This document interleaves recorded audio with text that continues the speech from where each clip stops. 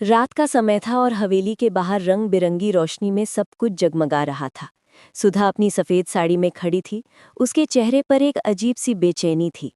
आज का दिन कुछ अलग था, कुछ ऐसा जो उसकी जिंदगी को हमेशा के लिए बदल देने वाला था। हवेली के बगीचे में जश्न का माहौल था। लोग हंस रहे थे, बात कर रहे थे और दूर कहीं से संगीत की आवाज आ रही थी। सुधा ने सोचा था कि आज की शाम खुशियों से भरी होगी, लेकिन उसे नहीं पता था कि कुछ ही देर में उसकी दुनिया उल्टी हो जाएगी। वो धीरे धीरे हवेली के एक कोने की तरफ बढ़ रही थी, जहां कम रोशनी थी। अचानक उसे कुछ आवाजें सुनाई दी। रंजीत की आवाज थी, जो शराब के नशे में धुत होकर किसी से बात कर रहा था। सुधा रुक गई और छुपकर सुनने लगी। अरे यार, तुम्हें पता है ना कि केशव का असली मकसद क्या है? रंजीत हंसते हुए कह रहा था। उसकी आवाज में शराब का नशा साफ झलक रहा था। वो सुधा से शादी वादी नहीं करना चाहता, उसे तो बस स्कूल की जमीन चाहिए, वहां होटल बनाना है उसे। सुधा का दिल जोर से धड़कने लगा। उसे लगा जैसे किसी ने उसके सीने में छुरा घोंप दिया हो। वो वहीं खड़ी रह गई, जैसे उसके पैर जमीन में गड़ गए हों। रंजीत अभी भी बोले जा रहा था। बेचारी सुधा को लगता है कि केशव उससे प्यार करता है। अरे भाई, प्यार व्यार कुछ नहीं है, सब पैसे का खेल है। जमीन हाथ में आ जाए फिर देखना कैसे गायब हो जाता है केशव।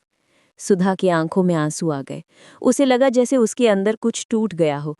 वो जिस इंसान पर भरोसा करती थी, जिसे अपना भविष्य समझती थी, वो सब कुछ झूठ था। केशव ने उसके साथ सिर्फ एक खेल खेला था।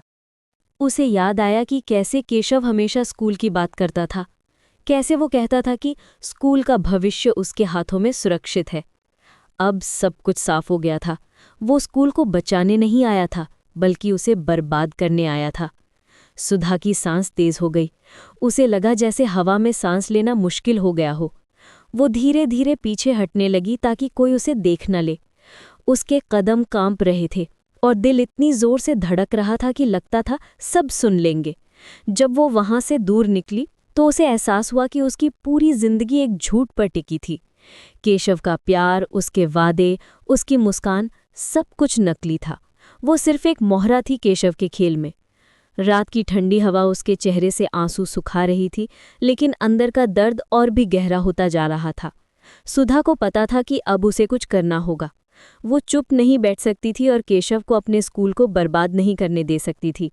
इस रात ने सुधा को बदल दिया था। वो अब वही भोली लड़की नहीं थी जो केशव की बातों में आ जाती थी। अब वो एक लड़ाकू बन गई थी, जो अपने स्कूल और अपनी इज्जत के लिए लड़ने को तैयार थी।